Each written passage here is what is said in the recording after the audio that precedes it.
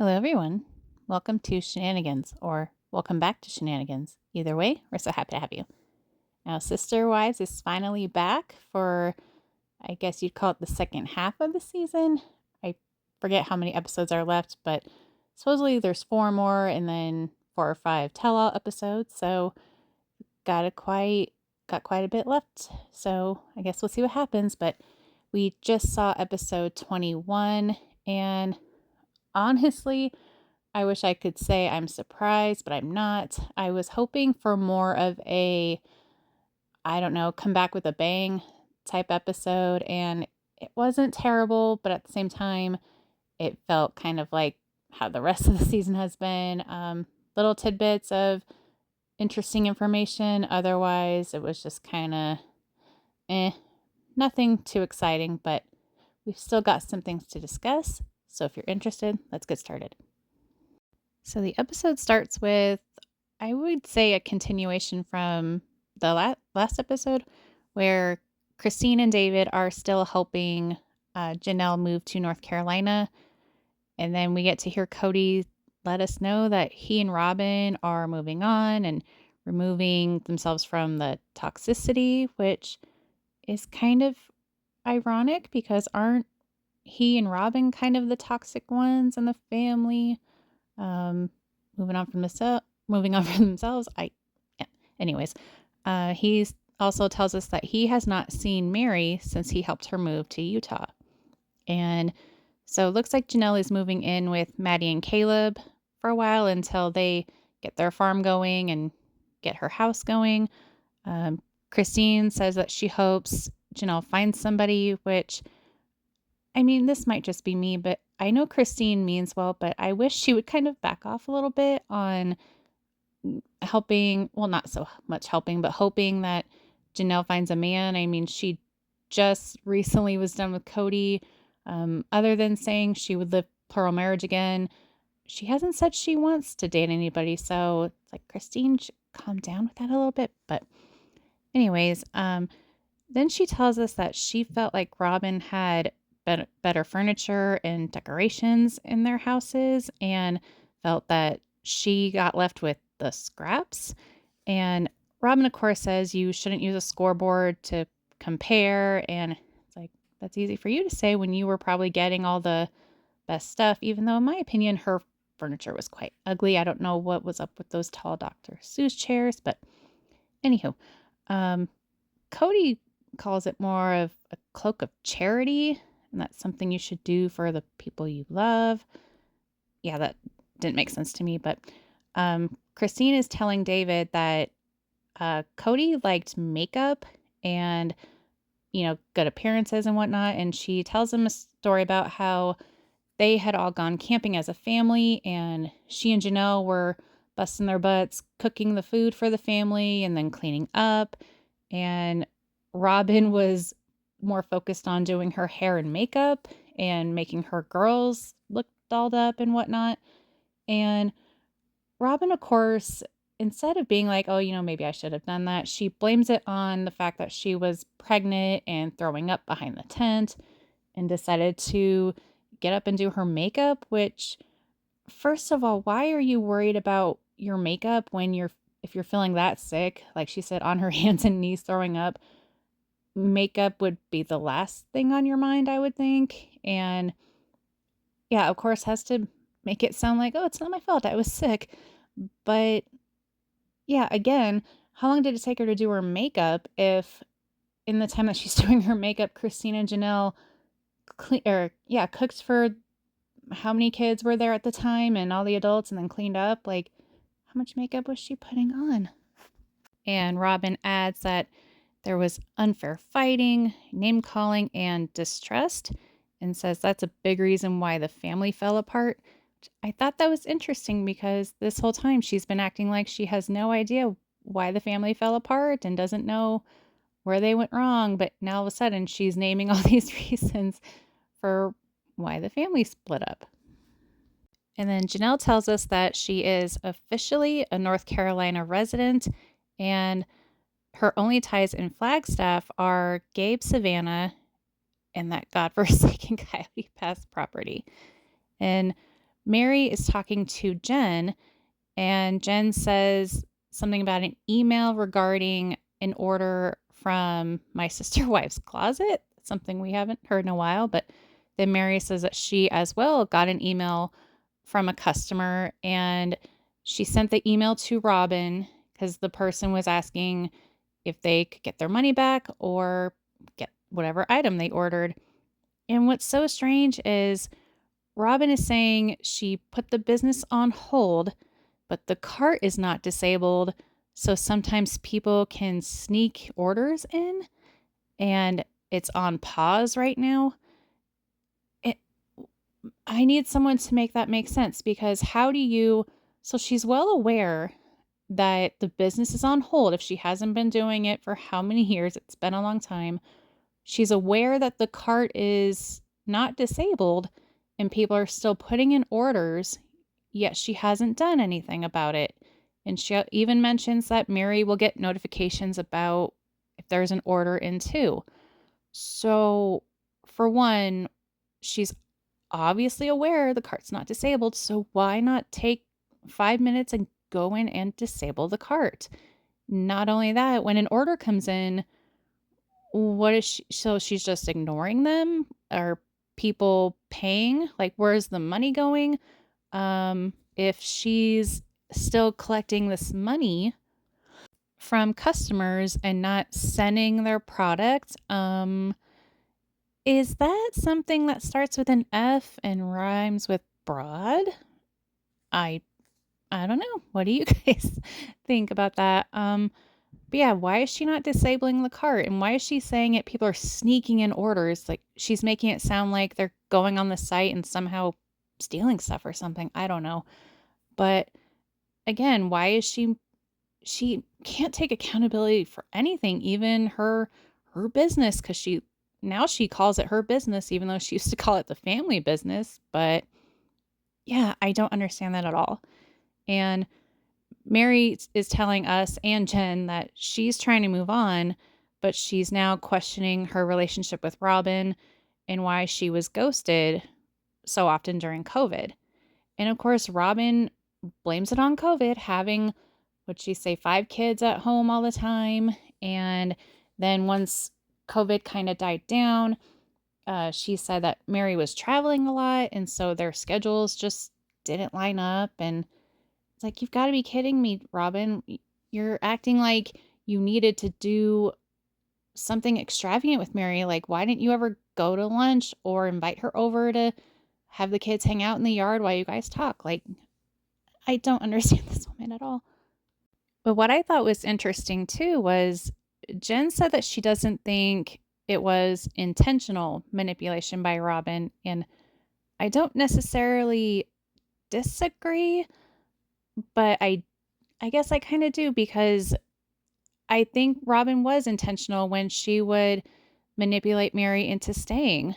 Because anytime Mary was having doubts, she would say, well, Cody said the other day he's got to call you. And she would remember when she had Cody make her a s'more and was trying to get them to hold hands and would say, hold on with me. We have to rebuild. And she just kept believing that Cody does love her. And it's like, that was intentional manipulation. Because, or is she just that delusional? I don't know. But she even said when they were on Cowdy Pass and Mary was telling them that she was leaving, Robin said, you've been doing this for a long time. So she was aware that Mary was sticking around basically for no reason and that Cody was not wanting to have a married relationship with her. So yeah, that was clearly intentional manipulation on her part.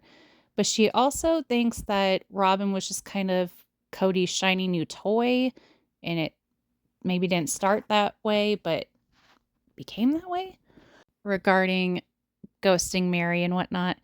And Mary says that their relationship was good until there was a divide. And Robin says that she's always had Mary's back, even when people were talking about her and saying things behind her back and all that. But she again blames Mary moving on why there's a divide and said, she thought things were fine until Mary moved. And she said the same thing about Christine. Like, Cody's relationship with the kids was fine and dandy until Christine moved and Janelle. So then we learned that Aurora was finally baptized and Cody assisted in that. And they decide to go to dinner to celebrate. And Robin tells us that she thinks everybody was looking out for themselves in the family and not including God enough. And I don't 100% disagree with her there because I've noticed throughout the seasons in the very beginning, they were very focused on God and their faith and trying to find a church and finding a church outlet for the kids. And somewhere down the line, they weren't talking about church as much or even God in general. So, to an extent, I agree with her there. But at the same time, it totally sounds like an excuse because if she wanted God included as much, she would have pushed for that. The last time I remember her talking about God was when she was saying she believes God was going to help them find a rental to move in. But yeah. And Jen says that she felt like Robin only showed up with that gift, the junk journal that day, because Nathan and Cody were there. And Robin said that it was hard to hear Mary tell her that she doesn't know how to be friends with her ex's wife. And that was when she supposedly called Mary after she moved and said, "Hey, next time you're in town, let's hang out." And Mary told her she doesn't know how to hang out with her ex-husband's wife. And Robin didn't understand that because she thinks it's harder being a sister wife than being friends with your ex-sister wife. And yeah, but Mary says that she couldn't trust that Robin would be honest with her and didn't think that Robin would like everything that Mary would have to say to her. And the excuses why they didn't hang out during COVID didn't make sense either because even before COVID, Mary was excited to have her house with the backyard and the playground equipment and figured the kids would be over all the time. And she said that even before COVID and Robin was avoiding hanging out, it just rarely happened. And I didn't know that either. I guess since they didn't cover it on the show, we were supposed to assume everybody was still getting together when they could, but turns out they weren't. And since, of course, Robin has to be the victim, she says that she felt hurt and angry when she heard that Mary was bashing her to her friends. And I wonder was it really bashing or was it Mary just saying what happened and actually being honest? Because there's a big difference. But Mary says that she hopes that they can get to a place where they can hang out and it not be weird, which in my opinion, I don't see that happening, especially considering what's happened between then and now and with Cody. And yeah, wishful thinking on Mary's part, but I don't see it happening. And then back at Maddie's, Christine and David were talking about how Janelle was doing shots and David thought she might hook up with the bartender. And yeah. And then Christine talks about, well, she makes a reference to when Cody said that he thought Janelle just thinks he's hot because of his six pack abs and his nice pecs. And Cody was like so offended by that because he tried to say, oh, it's not rock hard abs, it's washboard abs, which I aren't they the same thing? But and then he says, but I do have buns of steel. And again, I don't know why we need to be hearing this about Cody, but anyways, he said that he wasn't really necessarily being serious. It was more him emphasizing that Janelle treated him more like a piece of meat and rather than a husband. And yeah, thanks TLC for all of that. But back at the restaurant, Robin asks Aurora how she feels after being baptized, and she seems happy and says she feels lighter. And Cody honestly seems like super enthusiastic about it. He can't stop smiling and says this might be the best thing to happen to you. And Aurora says, well, what about me getting married and my wedding? And so it turns into a discussion about all of that. And then there's talk about the word soulmates, and Cody claims that I don't believe this at all, but he says that because he and Robin are like so in love and da da da, that he and Robin will just be together and then they'll look over and the kids are just staring, saying, like, we love you guys and we love you together. And it's like, and he didn't say which kids, he just kind of lumped them all into a group. And sorry, I don't buy for a second that any of those kids are doing that. I mean, maybe Ari is, I don't know, but what kid looks at their parents like that? The face that he was making, yeah, I don't get it. But, anyways, he says that he didn't know that Robin was his soulmate when they first met. And he remembers Robin using the word soulmate in reference to Cody, but then she realized how wrong it was. But yet Cody says it flattered him. And Robin says that she realized it wasn't fair to say since at the time he had multiple wives. And Christine and Janelle weren't happy with her using that word either. And Christine says that Robin and Cody tried to hide how happy and in love they were, and they didn't hide it, but they tried. And Cody says he wonders if his divorces devalue him to Robin and that he is a vulnerable fool. Then back in North Carolina, we see them all go check out the land that they purchased. And so far, Maddie is the only one that's seen it. Janelle put her money towards it sight unseen, which she's very brave to put so much money towards things sight unseen. But, anyways, turns out the land is a lot of open space, trees everywhere, but it has no sewer, no water, no electricity, and not even a well. And then back at the restaurant, Robin says that she wants to live plural marriage, but she doesn't love Cody any less because of the divorces. But she hated how he treated her during the divorces and says he was a moody butthole. But she's proud that they've survived the split so far. And okay, I guess if you want to put it that way. But she tells her girls that who they marry will be one of the biggest decisions they will ever make, and that she wouldn't live plural marriage without a guarantee that it will work, which, again, I don't understand her. There's no guarantees in life, but yet she seems to think that any decision that she makes, she needs a guarantee that it's going to work out or that it's all going to go in her favor. And it's like, was she promised some guarantee when she married Cody that everything would be honky dory? I don't know, but you just can't guarantee these kinds of things in life. But yet, apparently, she says she'll agree to plural marriage if she's guaranteed that they'll all stay with Cody and maybe give her all their money. Oh, yeah. Anyways, back on the land in North Carolina, Janelle seems really excited and enthusiastic, and so do Maddie and Caleb. And they're meeting with their realtor to just kind of go over everything. Janelle expects the land will be a lot of work, but believes it'll be so worth it in the end. Maddie talks about thinking they'll just do kind of 10-acre pieces at a time. And I think they bought over 160 acres. So that is quite a bit. And I think Janelle said she thinks it'll take at least 5 years. So yeah, I guess we'll see what happens.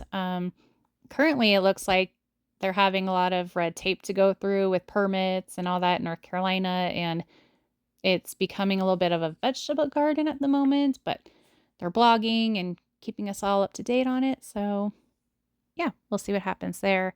And again, Christine is saying she wants Janelle to date and thinks that she can find someone from farmersonly.com or a landscaper. And again, I feel like this is probably going to cause a problem with her and Janelle, because I feel like Janelle gets kind of tired of hearing about how much she needs to date somebody. And it's like, Christine, I know you want her to be happy, but she's not jumping into a relationship. She's got 160 acres to deal with, and she just moved across the country, and she's already got a lot on her plate. So take it down a notch. But she said that she hopes the best for Janelle and thinks that Janelle deserves to make her dreams come true. And wishes her all the happiness. So, yeah, it's like, I know you mean well, but just kind of calm down. And that actually concludes the episode. Like I said, not a whole lot to unpack here. The most interesting part, in my opinion, was what Jen and Mary were discussing regarding Robin. But so it looks like next week it's going to be Valentine's Day, and Robin and Cody are at a restaurant, and she's asking him how he feels about not living plural marriage, and he says that's loaded. Christine is celebrating her first Valentine's Day with David as a married couple.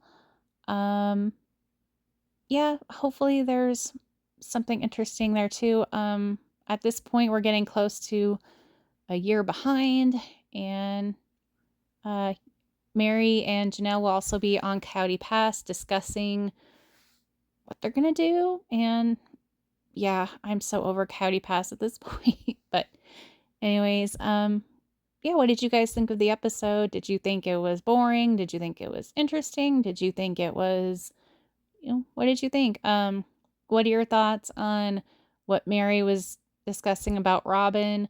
What are your thoughts on the whole my sister wife's closet debacle? See what else? What are your thoughts on the whole soulmates thing? What do you think about Janelle finally moving and buying all that land? I know a lot of people aren't hopeful that Farms will come to fruition, but at the same time, it takes time to build a farm, especially from the ground up. Yeah, I'm hopeful that they'll get it all worked out. I know people are comparing it to Coyote Pass and all that, but I think it's different when you're working with people that have the same vision as you, people that are more go-getters than just waiting for things to happen on their own. Um, with Coyote Pass, I don't know if Cody ever planned on building or if that was just, I don't know if he was just blowing smoke, but it also seems like ever since he presented the idea of one home and nobody wanted it, that he makes it sound like that was what made him, like, he realized his goals were crushed. I don't know. But this time around, it's different because Janelle doesn't have to wait on decisions from Cody and other wives. All she has to do is work with Madison and Caleb, and they seem pretty easygoing about it. And Maddie's always talking about how she's a go-getter, type A personality, wants to get things done, and the only thing stopping them seems to be all the red tape by North Carolina. So, yeah, I really think that, I mean, I expect it'll take a few years before we actually see a lot of, you know, momentum and all that, but it seems so far so good in my opinion. But what are your thoughts on that? What are your thoughts on next week's episode? Do you think it'll be good, or do you think it'll just be kind of the same old, same old? But yeah, let me know your thoughts in the comments. And as always, thank you so much for watching. Please give this video a like, a comment, maybe share it, and please consider subscribing if you haven't already. We go live every Thursday evening. We play different kinds of trivia, have game nights, and throw in red carpet outfit roasts here and there because we like to have fun around here. So once again, thanks for watching, and we'll see you on the next one.